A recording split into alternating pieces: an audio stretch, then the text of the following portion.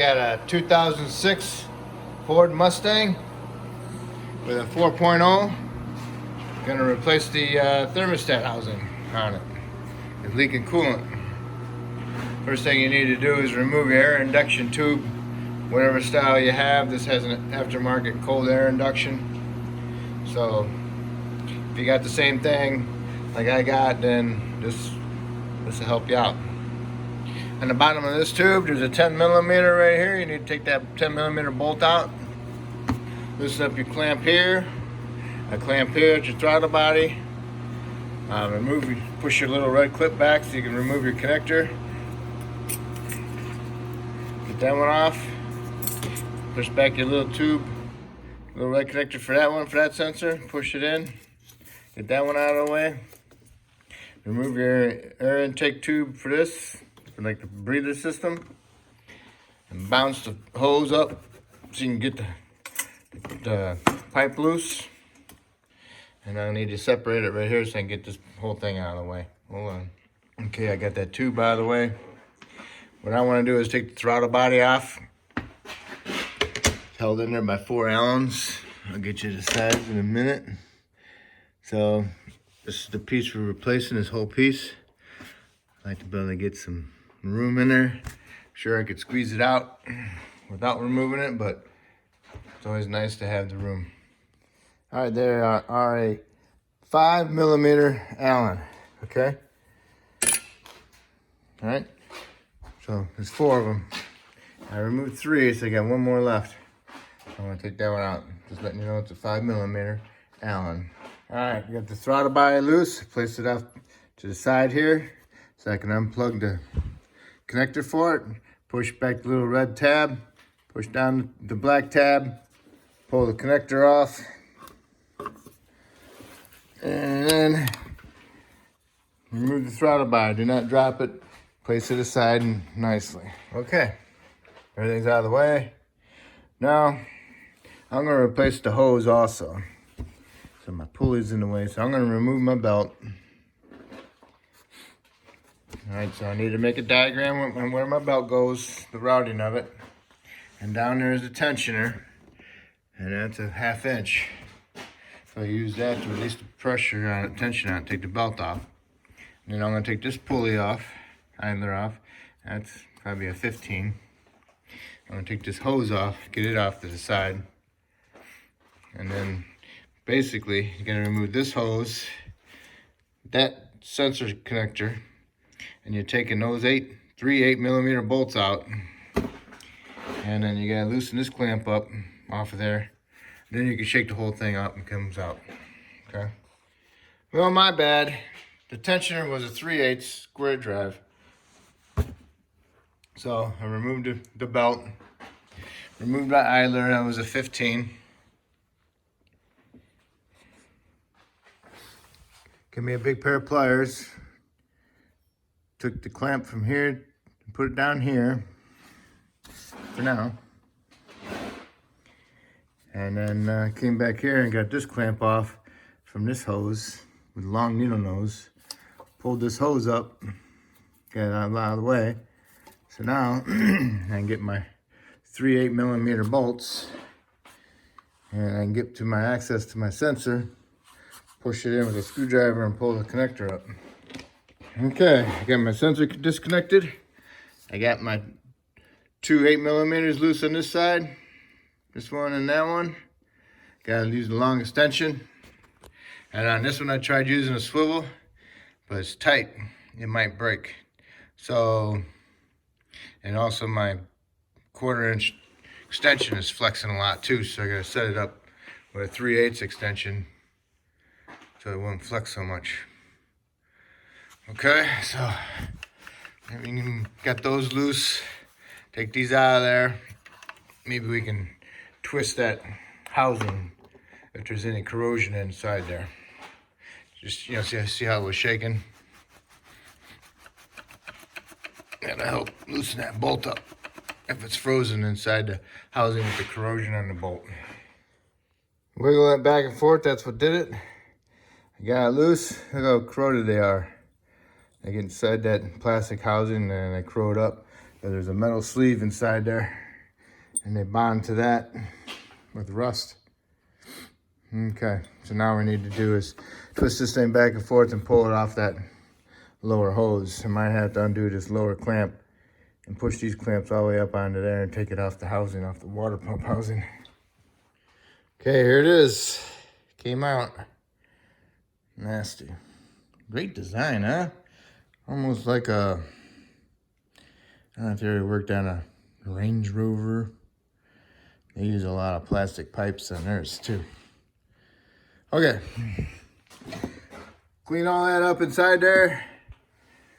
Place this hose and make sure that surface is nice and clean. Get a blow gun, blow it out. Put a rag inside there so you don't blow no dirt inside the throttle body assembly. Okay. All right. You got it cleaned up. Make sure you blow out them holes. Don't forget to place the hose. Clean up your bolts. Clean up the threads. Because if you don't clean up the threads and you thread them back into what you're threading them into, sometimes because the threads are full of crap, it might split the housing because you're forcing something bigger than what's supposed to be in there. So it will crack it or possibly even break your bolt off. That's why you clean your threads up. And when you go back together, put some anti-seize all over these so they don't do the same thing all over again. Make sure your new housing matches. Okay, it looks pretty good. Question mark is the sensor position. Do you want it back there underneath? So I don't know. Let's see what it will look like if it goes way back there.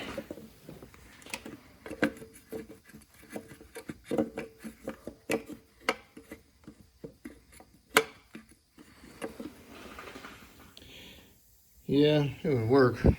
But I'm gonna try swapping it with the other one. It seemed like that didn't want to go in there. Looks like the same size. So I'm gonna swap them in the other spot if they can. What you do is you pull these clips out, then you pull that out, pull that out. Put a little dielectric grease on them or silk glide. That's what the clip looks like. That's what the sensor looks like. Put some dielectric grease on it, and you just push them in, and then you push that in because it goes into a little groove right there. Goes into that groove. I'll push it in for you. And you want to push it down when you put that clip back in there. Okay. Put some silk glide on there. Put some silk glide on the inside of your hose. Okay. So it eases installation and tiltability. Okay. All right. So that's all cleaned up. I'm gonna put the housing in there. Put the housing in there and then push the housing onto this hose and then center your housing into that hole. Tilt the housing up into it like that and it goes right onto it, okay? So then all you need to do is just push it down and guide it in there and center it over that hole. And make sure all your bolts are lined up before you tighten anything up. Okay, you might have to take your hose clamps and bring them all the way down. Make sure when you bring the first clamp down, you push that hose down as far as it can go. And then release it and then put the next one down there because if you had them up here, it binds up on there. It doesn't mount, just sit flat. Okay, so get it centered where you think the holes are at. Stick a bolt in there, just get it started. Make sure you got anti-seize on your threads and on your bolt.